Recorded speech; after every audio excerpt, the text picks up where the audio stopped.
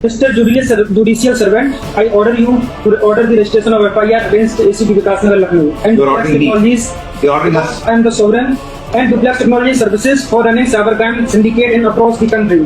That's all from my side. Everything is on record in 185 pages of the file, and that's all from my side. And these are few papers I have. So I did court. ये दे देना और इस video को हम समझने की कोशिश करेंगे कि ये जो कोर्ट में अभी मामले होते जा रहे हैं कि न्यायपालिका की अवमानना हो रही है, न्यायपालिका जिस तरीके से चुनौतीपूर्ण दौर से गुजर रही है, उन चीज़ों को समझने की कोशिश करेंगे, यूपीएससी के नज़रिए से समझने की कोशिश करेंगे।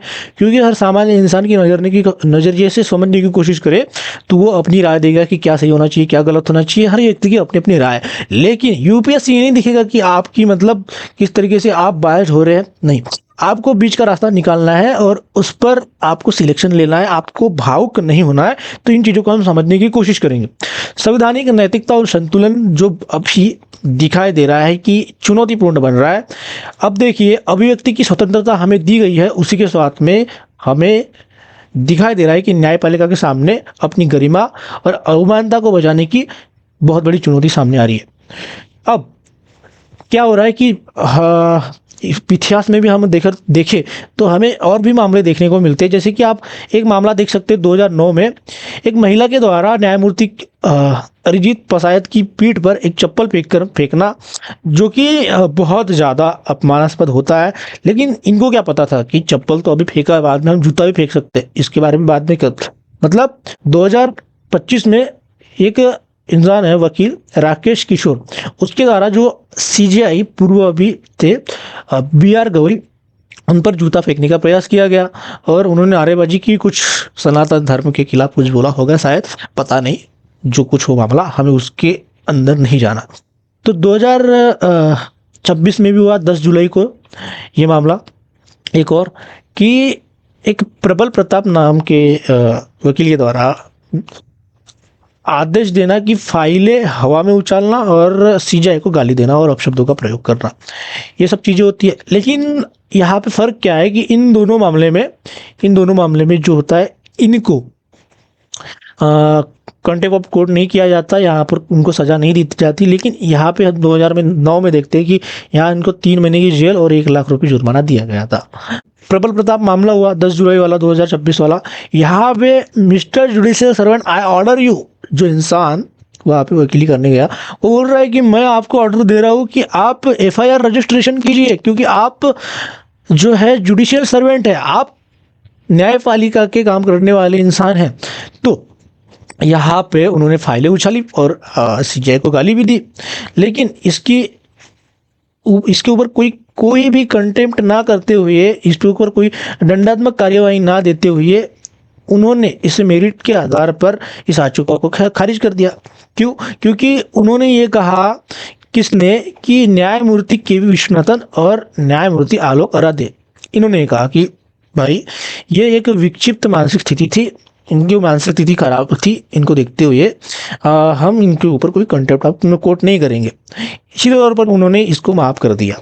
लेकिन ये एक बड़ी चुनौती है, पता है, हमारे न्यायपालिका के सामने कि बार बार ये जो चीज़ें हो रही है उसके ऊपर supreme court arguments council association जो SCACA है, इसने आपत्ति जताई है कि और तर्क दिया है कि ऐसी उदारता नैतिक संकट को जन्म दे रही है। कैसे? क्योंकि अगर आप सोशल मीडिया पर देखेंगे तो सोशल मीडिया कहना, आप जैसे कि इंस्टाग्राम पर देख रहे हैं तो इंस्टाग्राम पर चीज़ें लोग देखते हैं। अब कई लोगों को कोई लोग सरकार के आलोचक होते हैं। अब इस आलोचना में सरकार की आप आलोचना कीजिए, न्यायपालिका की आलोचना आपको शोभनीय नहीं है। सीधे तौर पर मैं अगर कहूँ तो आपको सही में आपकी जिम्मेदारी बनती है कि आप गवर्नमेंट इंस्टीट्यूशंस का सम्मान करें, उनका आप पूरी तरीके से समर्थन करने की कोशिश करें।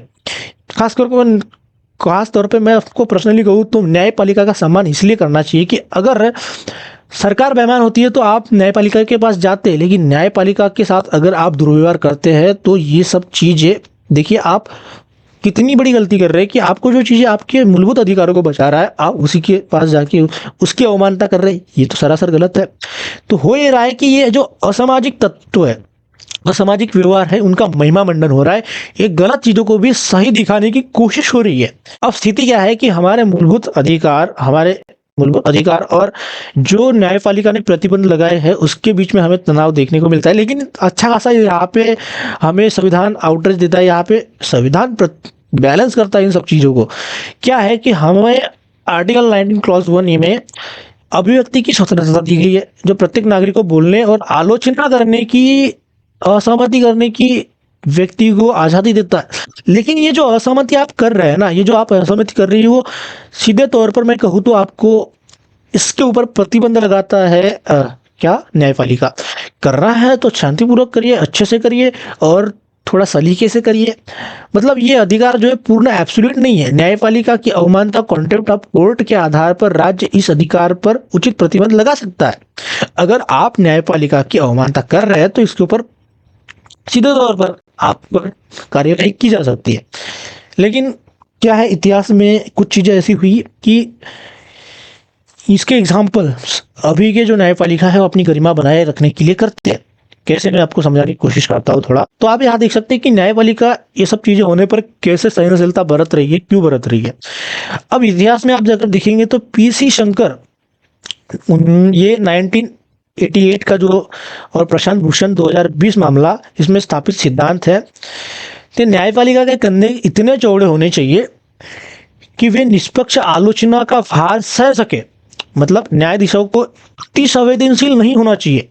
अगर आप संवेदनशील हो, आप देख सकते हैं कि अभी राज शर्मानी का जो पॉडकास्ट हुआ उसमें भी सीआई चंद्रचूड़ ने बहुत अच्छी तरीके से अपनी भावनाओं को व्यक्त किया। उन्होंने बताया कि हर एक न्यायाधीश को बहुत सतर्क रहना होता है, वो सामान्य व्यक्ति की तरफ बिहेव नहीं कर सकता, उससे संयम बरतना होता है। और आज तक न्यायपालिका ये सब कर रही है।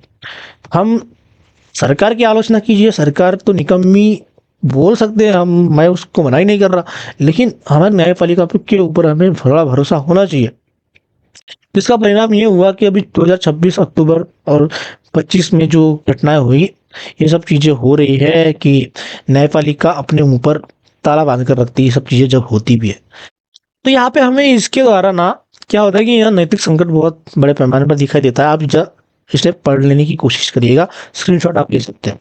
अब ये जो देखिए आप, संस्थागत व्यवस्थाएं है, न्याय है, जो कुछ भी है, ये हमारे अधिकार है, एक दूसरे के बीच में फंसे हुए हैं। इनको थोड़ा समझने की कोशिश करते हैं। देखिए, पहले हमें स्वतंत्रता दी गई आर्टिकल 19 क्लॉज 1 के द्वारा, और हमें आलोचना करने की और असहमति जताने की पूरी छूट दी गई है।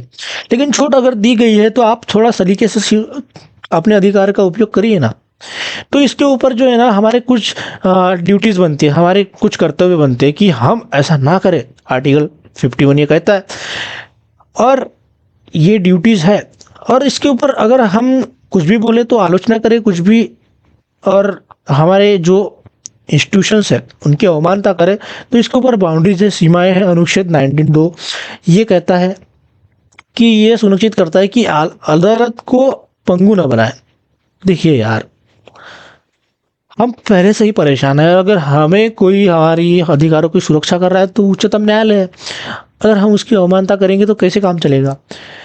तो ये सब चीज़ें हैं जो हमें समझना चाहिए। और अगर हमारी आगे की राह देखिए, हमें क्या करना चाहिए, क्या नहीं करना चाहिए, तो हमें कुछ स्टैट्यूटरी रिफॉर्म्स करना चाहिए, वैधानिक सुधार करना चाहिए।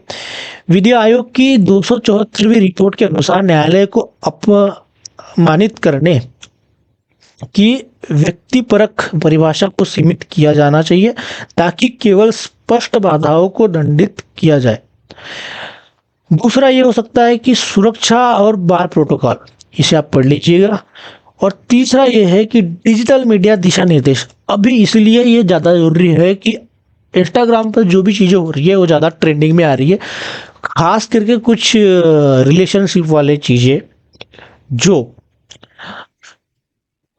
प्यार कर रहे हैं और मर्डर भी कर रहे हैं। ये सारा ये थोड़ा टॉपिक से बाहर है, लेकिन मैं आपको ये समझाने की कोशिश कर रहा था कि किस तरीके से चीज़ें ट्रेंडिंग में जा रही है आजकल इन माध्यमों से, कि न्यायालय की लाइव स्ट्रीमिंग जो होती है क्लिप्स सोशल मीडिया पर भ्रामक या संदर्भनीय प्रसारण रोकने के लिए स्पष्ट नियम प्रस्तावित करना।